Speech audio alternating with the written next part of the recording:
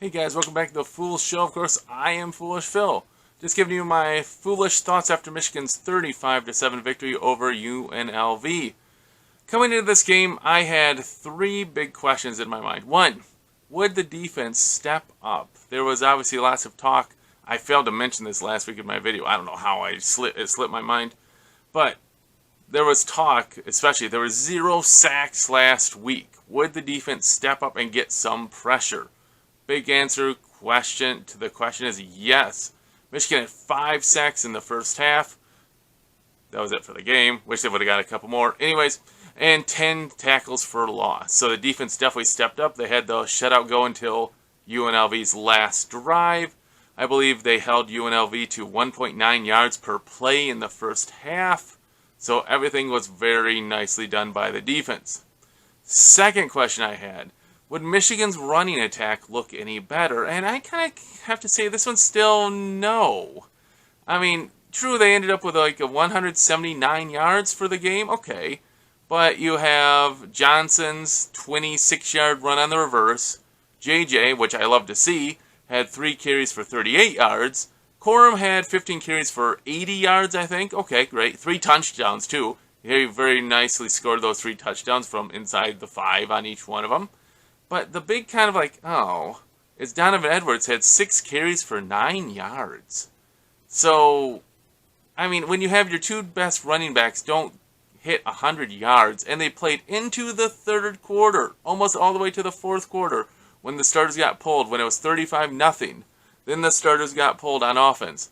It's kind of like, what's up with this? Oh, you might say the offensive line's playing, different combinations, trying to see who's going to be winning these battles and such. Okay, but I know you can't just look at Donovan Edwards only on his rushing. He did catch a few passes and got some big first downs on third down and such, so you can't forget that. But still, I would like to see our rushing attack go a little bit more. No doubt, so the offense looked great. JJ looked great. I mean, so that's the rushing attack still a little bit meh. I really appreciated how JJ did his dink and dunk down the field. He was throwing some good 15 to 20 yard passes. They haven't really tried any pass yet to, as you were, take the lid off the defense, right? Throw a deep bomb. They're not getting that yet, which is okay. You don't need to just take deep shots. But I really liked it how he was throwing accurately. He was moving in the pocket very well. And you saw that especially on the second TD throw to Wilson.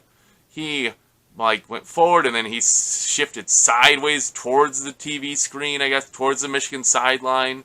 TV screen. Towards the TV camera, I should say. And then he threw a dart to Roman Wilson, who was able to do a quick little turn up field and run for a 47-yard touchdown. A little side note, which I love to see. Roman Wilson has 5 touchdown catches now in the first 2 games. That's more touchdown catches than he had all of last year. So that's great. So, defense looked better. Rushing attack, not yet. Not yet. I mean, this does not look like a rushing attack that's going to get 200 yards. Just saying. And I would rather, honestly, if I'm honest, I'd rather have Michigan get 300 yards passing and 100 yard receiving. Rushing, if I could have a choice. But if somewhere in that range, where 250 to 300 passing and 100 to 150 rushing would be pretty good. I like JJ. That seems to be more like a typical NFL type scorebook. 300 yards passing, 250 to 300, and 100 to 150 yards rushing. And that'd be great. Don't get me wrong. Use Corum and Edwards in the passing game, take pressure and hits off of them as well, and do a lot of play action. I love Michigan did a play action fake the first play of the game, and it worked so well. I don't know why Michigan doesn't do play action fakes every play. I just don't know. It baffles my mind. The third thing I really wondered was, would special teams look better? Especially Turner, I believe his name is, our field goal kicker. Last week, missed an extra point. Another one shanked, but still went in. 1 for 2 on field goals, both 50 plus 50 and a 50-plus yarder. So, okay, this is where I think Michigan really kind of missed an opportunity.